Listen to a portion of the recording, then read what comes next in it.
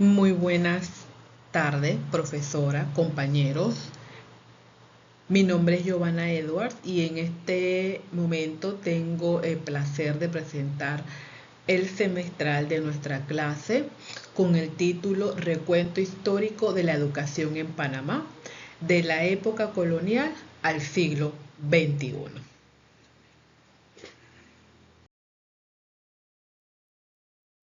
A manera de introducción, me gustaría mencionar que la educación en Panamá ha evolucionado desde sus inicios, desde la época colonial a lo del siglo XXI.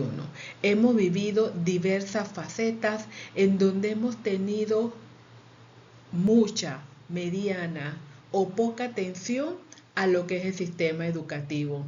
Y realmente han sido las bases de lo que es hoy día la educación.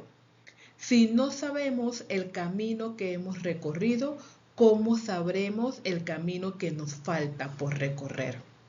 Y con esto doy inicio a este conversatorio en relación a cómo ha sido la evolución de la educación en Panamá. Quiero iniciar hablando de la época colonial. Mientras pertenecimos a España entre los años 1500 y 1821. Durante esta época es importante saber cuál era el principal enfoque de la educación. Primero que todo, el acceso a la educación era específicamente para las élites, por lo cual la educación era un privilegio y solamente estaba enfocado a la clase alta, a la clase privilegiada y exclusivamente a los varones. Su base era meramente la religión, específicamente la religión católica, y quienes daban docencia, más que todo, eran los pertenecientes a la iglesia. Y generalmente las enseñanzas que se daban dentro del aula eran enfocadas a conocimientos bíblicos, a comportamientos éticos basados en el tema de la religión.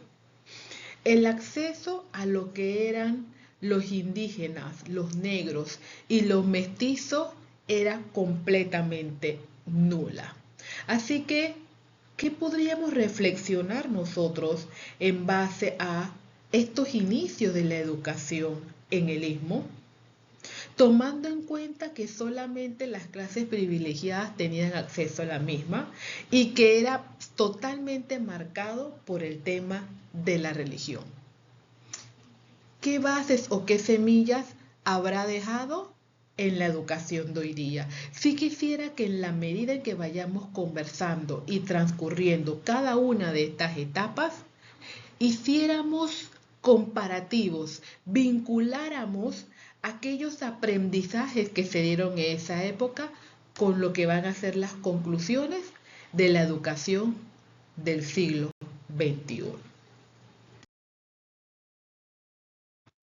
Seguidamente pasamos a la época departamental, en donde Panamá toma la decisión, después de separarse de España, de unirse a la Gran Colombia. Esto transcurre entre el año 1821 y 1903. ¿Qué sucede cuando Panamá se une a la Gran Colombia? ¿Cómo era vista nuestro istmo? Para nadie es un secreto que Colombia restó mucha importancia a nuestro territorio.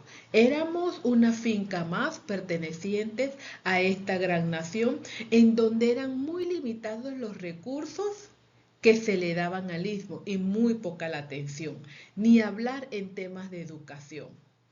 La poca educación que se recibía durante la época colonial disminuyó grandemente durante esta época. Si bien es cierto, existió una lucha entre partidos como el liberal y el conservador, en donde cada uno tenía sus afinidades de cómo debería seguir la religión. Sabemos que los conservadores querían permanecer con el mismo modelo que veníamos desde la época colonial, mientras los liberales creían en la integración, en una educación más enfocada a las masas y totalmente laica. Entonces, aquí podemos concluir entonces que durante este periodo Debido a la falta de interés de la Gran Colombia, las pocas escuelas que se tenían, muchas de ellas cerraron. Se dieron intentos por crear escuelas, por crear centros para la formación de docentes, porque carecíamos de los mismos, pero esos esfuerzos no dieron frutos a mediano plazo. Sin embargo, no todo fue triste. Hubieron figuras como la de Manuel José Hurtado, que hoy día es conocido como el padre de la educación, que generó esas semillas, que dio inicio a esas primeras escuelas de varones y demás, que posteriormente en los años siguientes florecerían dentro de la educación panameña. Este fue una persona que estudió en el extranjero, especialmente en Inglaterra y Francia, graduado de ingeniería civil, y que durante sus años laboró como docente, especialmente en el área de humanidades, y tenía una visión muy liberal de cómo debía ser la educación.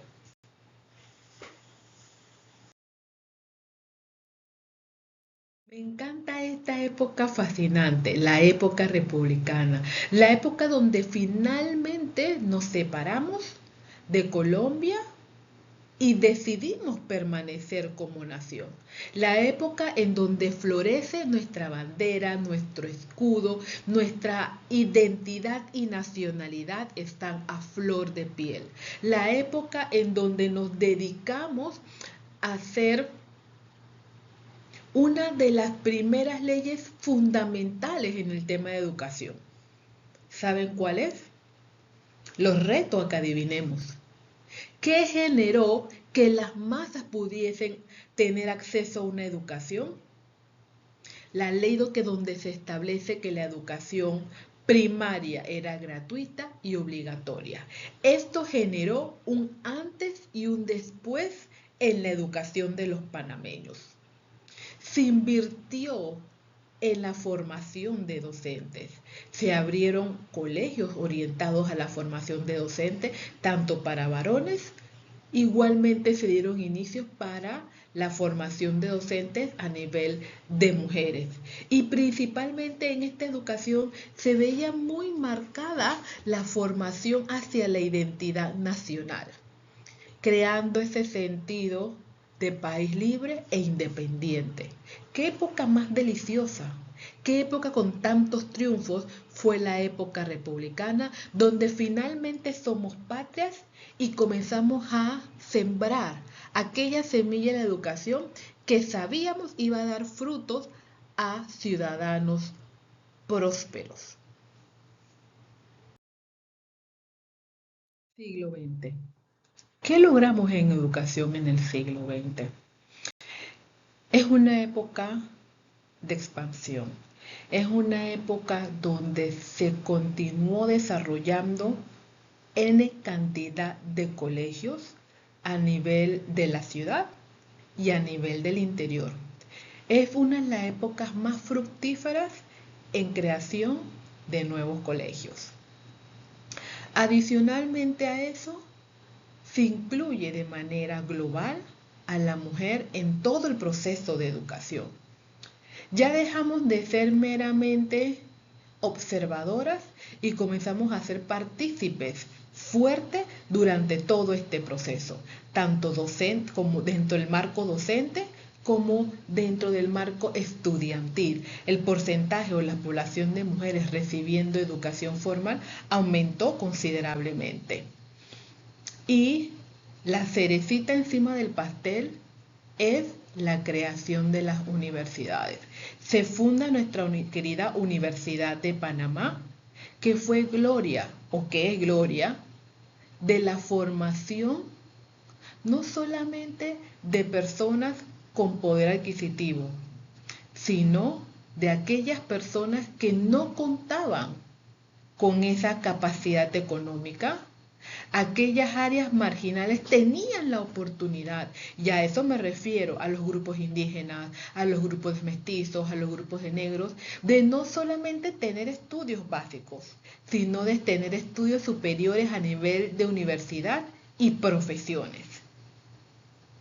¿Qué cambiaría eso en Panamá en el futuro? ¿Qué generó eso? Una masa laboral activa, con capacidad, con conocimiento, como la que contamos hoy día. Fue los pedidos de las primeras generaciones dentro del núcleo familiar que recibían una educación superior. Qué maravillosa esa época, en donde se le da relevancia a todo lo que fue el proceso educativo. En mi opinión, hubieron temas que debieron darse, nuevas reformas con visión hacia el futuro, pero eso lo hablaremos cuando lleguemos al siglo XXI. ¿Qué sorpresa nos espera, mis queridos estudiantes? ¿Qué piensan ustedes que es hablar de la educación en el siglo XXI? Comenzamos con globalización, en donde las fronteras dejaron de ser fronteras, donde hay una mayor conectividad y conexión entre todos, donde todos estamos al paso de un botón. La tecnología se volvió totalmente relevante.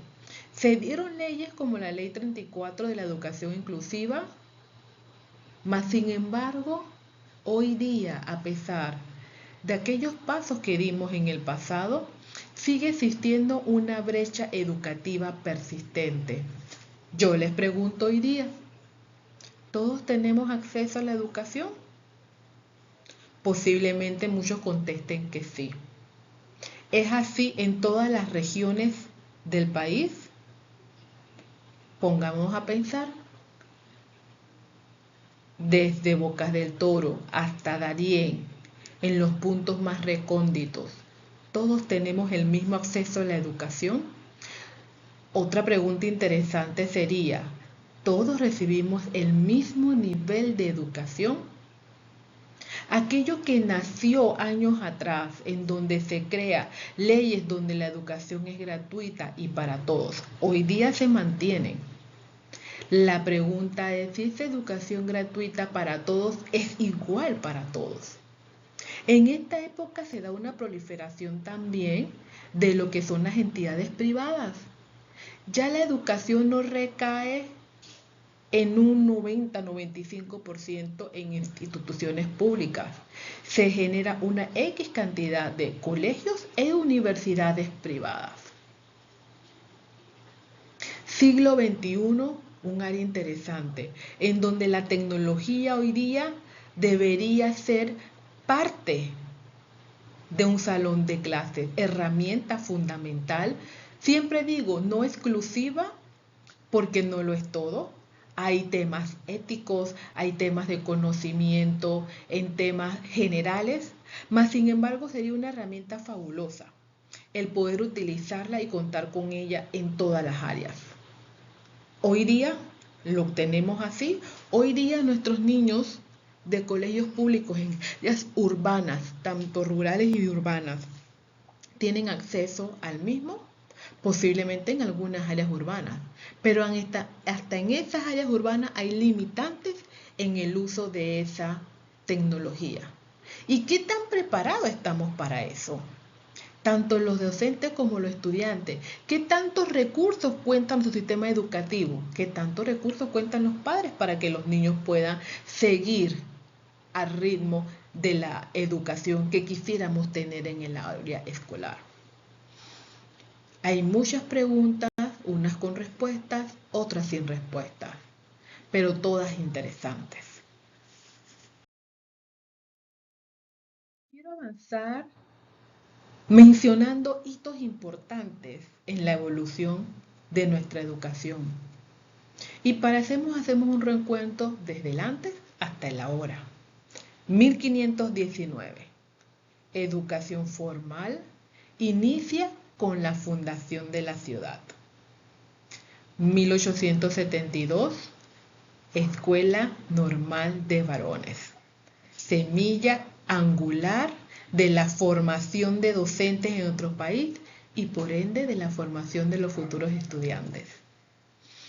1904, la ley que marcó un antes y un después. La Constitución, en donde se establece que la educación es gratuita y obligatoria a nivel de primaria. 1935 se funda la primera universidad pública de Panamá. Ojo, se hubieron intentos de fundar universidades anteriormente, lo vimos con el historiador que escuchamos el video, mas sin embargo formalmente y que ha continuado a lo largo de los años y hoy día todavía existe, tenemos la Universidad de Panamá. Y en 1995 la Ley 34, donde se establece la educación inclusiva, en donde se borra de cierta manera las diferencias en términos de necesidades especiales y se incluye a estos estudiantes dentro del aula, entre otras características que sobresalen en esta ley. Me parecen excelentes estos puntos que acabo de mencionar. ¿Ustedes piensan lo mismo que yo? ¿Consideran que estos 5 factores hicieron mella o dejaron huella, para decirlo de una mejor manera, en lo que es la educación de hoy día? ¿Qué hubiera pasado si esto no se hubiese dado? ¿Tendríamos lo que tenemos hoy día? ¿Sería mejor? ¿Sería peor? Creo que lo que nos lleva este trabajo es a poder analizar de una manera constructiva aquellas acciones que sembraron lo que estamos cosechando el día de hoy. ¿Hemos hecho lo suficiente a lo largo de estos años o nos ha faltado todavía mucho por hacer?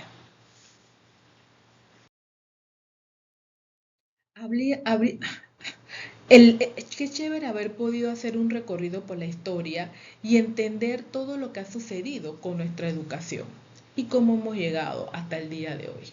Y esto nos deja con un punto supremamente importante: los desafíos actuales. En mi opinión, se enmarcan en 6 puntos. 1. La desigualdad que existe en el sistema educativo para las áreas urbanas y rurales. Quiero hacer un alto aquí, porque esto no quiere decir que la educación en el área urbana es la mejor. Mas, sin embargo, sí debemos destacar que hay una diferencia, especialmente en estructura, en acceso a las áreas rurales. ¿Qué quiere decir eso? Que si en Panamá, en la ciudad, llueve, en el interior no escampa. Hoy día todavía contamos con colegios ranchos, los cuales debieron haberse eliminado hace muchísimos años. Como un país, siendo uno de los principales generadores de Producto Interno Bruto a nivel de Latinoamérica, todavía cuenta con escuelas ranchos. Me pregunto, ¿cuál será el motivo? ¿Cuál es la agenda detrás de estas desigualdades? 2. Infraestructura deficiente. Señores, acerquémonos a las aulas. Son las mismas de hace 40, 50 años. La misma infraestructura.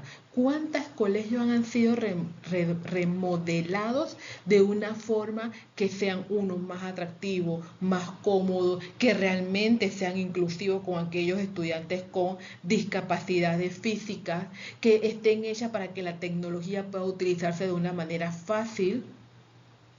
Creo que podemos contarlas con los dedos de una mano. ¿Cuánto en realidad estamos invirtiendo en una infraestructura correcta para que nuestros niños tengan aprendizaje? Sabemos que el aprendizaje hoy día existen muchos tipos de inteligencia para que el niño pueda aprender, muchas formas para poder estimularlo. Con estas infraestructuras tenemos las herramientas para implementarlo. Falta de formación docente continua. Y sé que muchos culpan a los docentes por una falta de formación. Mas, sin embargo, yo realmente no lo veo así desde mi punto de vista. Sé que las comparaciones son odiosas, pero si comparamos un sistema privado con el manejo de la formación del docente, en donde se regula desde una estructura general cómo debe ser esa formación, el seguimiento que debe darse. Y ojo, Para mí el seguimiento es lo más importante en esa formación. De nada sirve que yo invierta en una formación de un docente si no hay un seguimiento, si no hay una evaluación de ese aprendizaje adquirido, si no hay una evaluación de cómo le imparten en aula de clase. Yo puedo tomar todas las capacitaciones, pero si yo no siento la obligación de implementar eso en las aulas y solamente es basado en mi iniciativa, ¿estamos haciendo el trabajo? ¿De quién es la responsabilidad? Sé que hay un compromiso del docente, pero ¿de quién es la responsabilidad? Y vuelvo a mi conclusión de cuál es la agenda oculta. 3, 4, disculpen, poca tecnología en aula, es algo que ya he mencionado. El hecho de tener computadoras o que los chicos tengan computadoras, no solamente eso es la tecnología, señores. ¿Qué pasó con los programas? ¿Qué pasó con las herramientas? ¿Qué pasó con las automatizaciones, las acciones virtuales y demás que los estudiantes podríamos estar utilizando para mejorar ese aprendizaje? ¿Quién de nosotros ha estado en un centro educativo de alto nivel privado versus uno público y poder comparar esas herramientas tecnológicas del cielo a la tierra? Desconexión con el mundo laboral. ¿Qué estamos enseñando en el aula de clases? ¿Es suficiente para que nuestros estudiantes puedan unirse a una vida laboral productiva y con buena paga? Aquellos que hemos estado posiblemente en el ámbito privado, sabemos que es bastante deficiente. Muy pocos estudiantes pueden graduarse de sexto año y conseguir una plaza de empleo digna. Pueden conseguir una plaza de empleo, pero digna no siempre. Falta de currículum orientado a las ciencias éticas. Y esto es algo muy personal de mi parte, porque siempre escucho hablar de las matemáticas, de la física, de la ciencia, del español. ¿Dónde quedaron las materias enfocadas a la ética, al pensamiento crítico? A no solo generar robots que repitan, a no solamente crear seres humanos que vayan a laborar para las élites, a crear humanos que no solamente se enfoquen en lo que puedo generar en dinero, sino en lo que puedo aportar a mi hogar, a mi comunidad, a mi nación en ese mismo orden, en donde actúo basado en principios y valores éticos, y no me refiero a tener que basarse en un tema religioso, porque creo que los valores y los principios van más allá de a qué religión pertenecemos. Son asignaturas que han quedado prácticamente en el olvido. ¿Dónde está el pensamiento crítico? ¿Dónde está la capacidad de que los estudiantes puedan leer un libro y explicar lo que entendieron en el libro e imaginarse el mundo desde otras perspectivas? Hoy día no tenemos mucho campo, si es que lo tenemos, dentro de la educación pública para desarrollar estas competencias. Que ojo, no necesariamente van vinculados al ámbito laboral. Porque soy ferviente creyente que no educamos para que alguien vaya a laborar para otros. Educamos gente que genere progreso, gente que genere valores, gente que genere empleo. Cuando cambiemos ese punto de vista a no estar creando robots en masa para que trabajen para otros, la educación es el principio de lo que un más allá que es ilimitado. Y con esto llegamos a mis conclusiones. Me encanta esta parte de poder decir, ¿qué concluyo después de haber revisado toda esta historia? Es algo enriquecedor. La historia de Panamá es muy linda, es muy bella, hemos vivido muchas cosas. Pero siempre he dicho, si no sabes de dónde vienes, duramente sabrás hacia dónde vas. Si no sabes los errores que has cometido en el pasado, estás condenado a repetirlo. Me encantaron las palabras del historiador, porque planteó una realidad dura, pero realista, del pasado y de la hora, que comparto en mucho de lo que mencionó, en donde seguimos viviendo las huellas que dejaron, por ejemplo, nuestros inicios con España de una educación elitista. Y posiblemente usted dirá, no, Giovanna, la educación hoy día, profesora, la educación hoy día es gratuita y es para todos. Yo me cuestiono si es así, porque estas brechas que tenemos hoy día me dicen que no es así. Para las personas tener una educación de alto nivel, necesitan tener un poder adquisitivo y poder accesar a estos lugares de alto nivel, que no deberían existir. Ojo, deberían existir instituciones de alto nivel, a nivel público, y que cualquier ser humano de este país pudiese tener acceso a la misma. Eso significaría una educación gratuita y digna para todos. La educación es algo que son las bases de un país y que considero que en los últimos años por X, Y, Z factores se ha comercializado mucho. Y eso ha dejado atrás a la educación pública y ha creado una mayor brecha entre la educación privada y la educación pública, ampliada cuando nos vamos a las áreas rurales, tanto entre esa educación pública rural y la educación pública en el área urbana. ¿Contamos hoy día con los presupuestos para la implementación de la tecnología? Posiblemente sí. ¿Contamos con el compromiso de utilizar esos presupuestos de forma correcta para esas implementaciones que necesitamos, para esas decisiones que tenemos que tomar en aula de clases, para esa formación de docente productiva que necesitamos, para la claridad de por qué estamos educando y a quiénes estamos educando y para qué estamos educando? ¿Estamos educando peones y trabajadores en masa? ¿O estamos educando gente que nos ayude a progresar en el país? Creo que son preguntas básicas que deberías estar haciéndonos cuando nos referimos a la educación. Porque para mí, educación y salud son la base de cualquier país que quiera llegar a ser un país de primer mundo. Y si nosotros no rompemos ese ciclo de las élites en donde hoy día mantienen marginada la educación pública, no vamos a avanzar.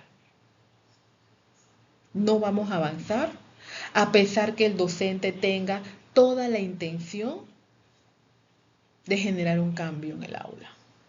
Y ojo, uno puede generar cambios en el aula sin recursos, es cierto.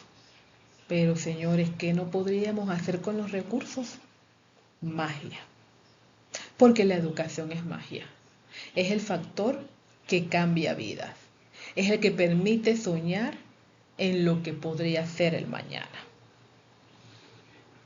Creo que es un tema interesante, pero es un tema triste también, porque también visualizas todo aquello que puede ser y que hoy día no es. Rastros de lo que nos dejó esa época colonial, rastros de lo que nos dejó la época mientras que estuvimos unidos a Colombia, la desidia hacia la educación, creo que en parte la estamos viviendo nuevamente. Después de eso, la época republicana, el siglo XX, creo que fueron las épocas en donde mayormente floreció la educación aquí en Panamá. Podemos con un simple botón darnos cuenta de, revisemos los años en que se fundaron el 70% de los colegios en Panamá. Fue durante esa época. ¿Qué ha pasado de allá para acá? ¿Qué pasó en el finales del siglo XX, ahora inicios del siglo XXI, con la creación de estos nuevos colegios, con su modernización? ¿Por qué no hemos sido capaces de seguir la rueda a un mayor ritmo? Por eso insisto y he dicho cuál es la agenda oculta en donde la educación pública permanezca atrasada, permanezca en la desidia, que no cuente con una utilización correcta de sus recursos, que no cuente con la tecnología que necesita. Si el panameño de hoy día ha logrado grandes cosas en el ámbito profesional, con pocos recursos. Yo me imagino dónde estaría mi Panamá si hoy día la educación fuese el pilar más importante de este país. Gracias.